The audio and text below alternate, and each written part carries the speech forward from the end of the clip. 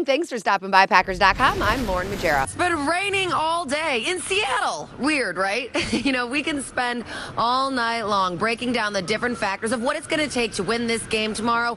But what really stands out, what matters most, is the health of Aaron Rodgers. We're diving in the ice-cold water, fighting sheer terror. We sink to the bottom. We're standing at the start line of the Yukon Quest where 24 mushers and their sled dog teams begin their 1,000-mile trek to Whitehorse.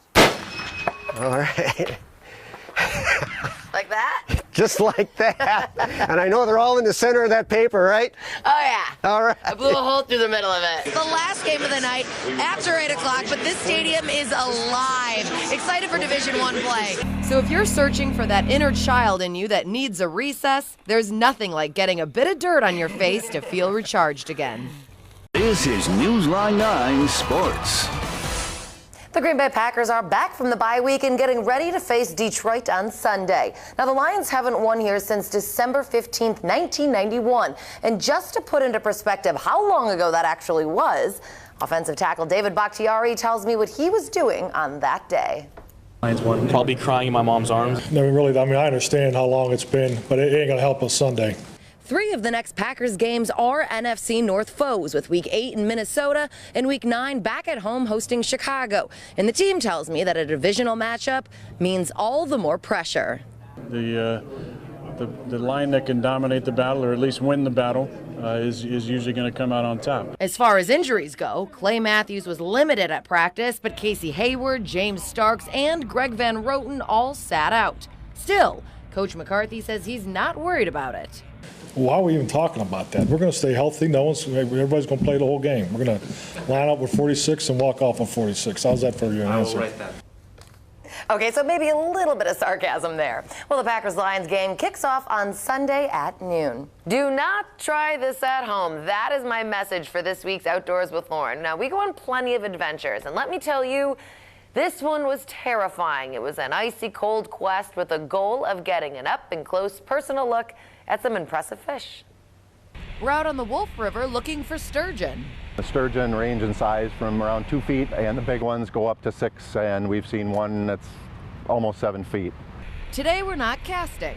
We're diving in the ice-cold water, so it's a good thing I'm surrounded by experts. Years ago, we started diving the Wolf River. Including Bob Butt from Dive Point Scuba and Adventure. The danger is current. It's a river, so there's snags and all kinds of ropes and stuff that people drop in. He's been an instructor for more than 30 years. We're going to move some of the ice out of the way, and it shouldn't be very thick. After being fitted with the proper safety equipment, I didn't feel ready, but it was time to dive in.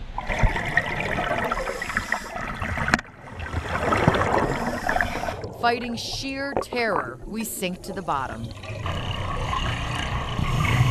And it wasn't long before we found our prize, 30 to 40 sturgeon, all different sizes. I was even able to pet them as they made their way by. It was a window to another world.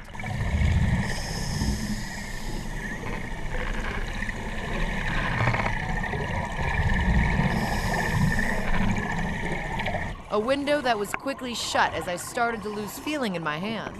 Water temperatures are 34, 35 degrees. Fingers and toes and stuff can get cold. It was cold, scary, and dark, but also one of the coolest experiences of my life. Just get a feel for it.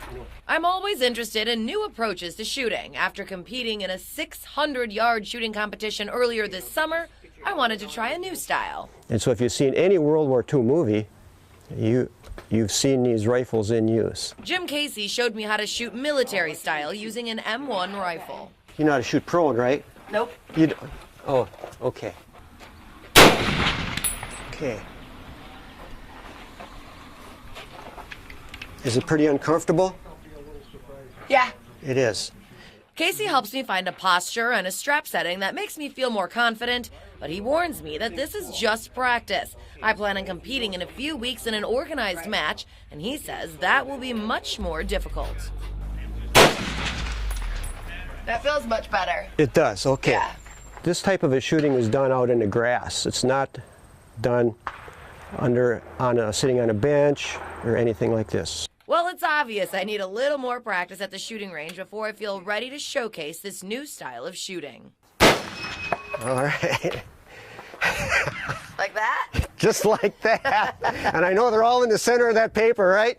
Oh, yeah. All right. I blew a hole through the middle of it. Okay.